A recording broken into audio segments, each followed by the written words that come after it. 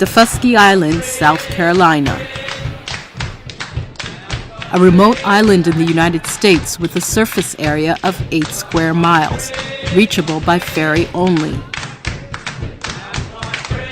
Men, women, and children were brought here from Africa.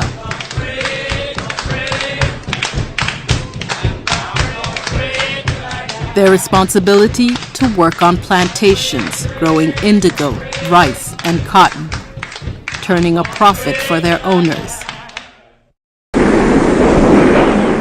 But all that changed in 1861, when the Civil War broke out largely over slavery, pitting states in the South against those in the North.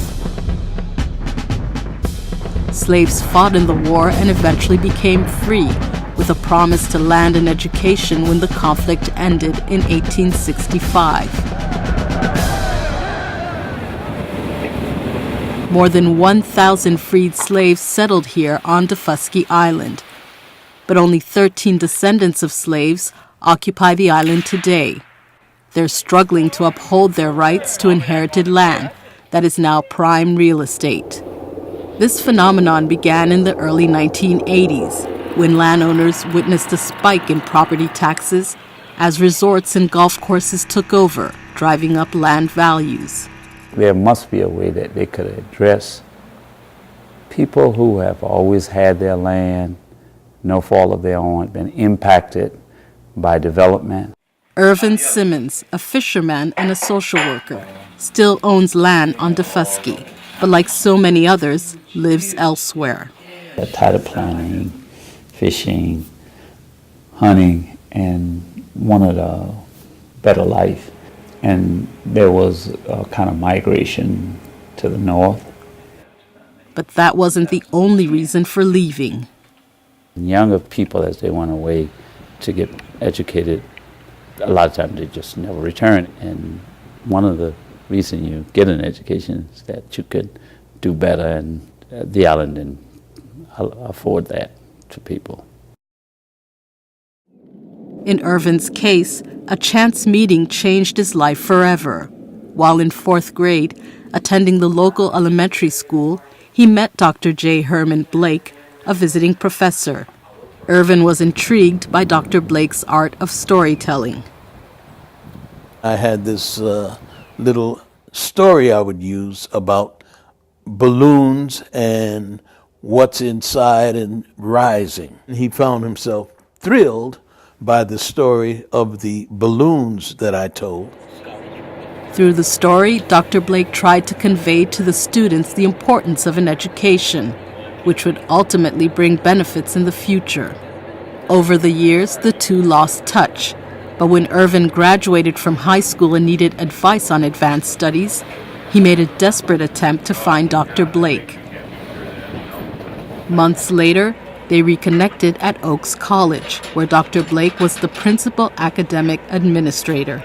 I was able to raise the money to bring him and 2 others to Oaks College, full-time as students, with coverage of all of their living expenses as well as educational expenses, as well as having money to make trips back home twice a year.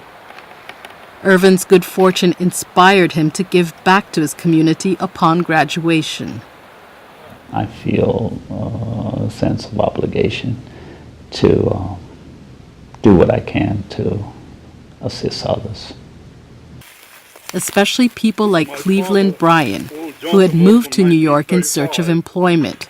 While there, he bought a piece of land on Descendants Island to use when he retired, but later he encountered some issues. In 1985, some people bought some property back 8 acres, and right away they put a quick title chain on my property. Black people don't know about that. They can come put a quick title chain on your property, and they don't put it in the paper that you get, and they put it in the paper that you don't get, and after 6 months, it belongs to them.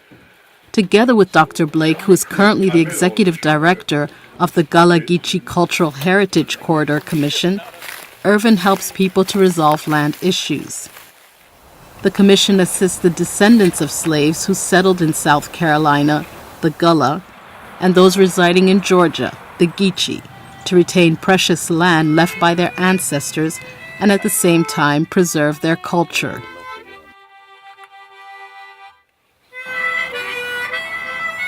To ensure the rights of people of African descent, such as the Gullah Geechee, are protected, their contributions recognized, and their rich cultural heritage preserved, the United Nations has declared an International Decade for People of African Descent. Launched in January 2015, the decade focuses on recognition, justice, and development for millions of people of African heritage.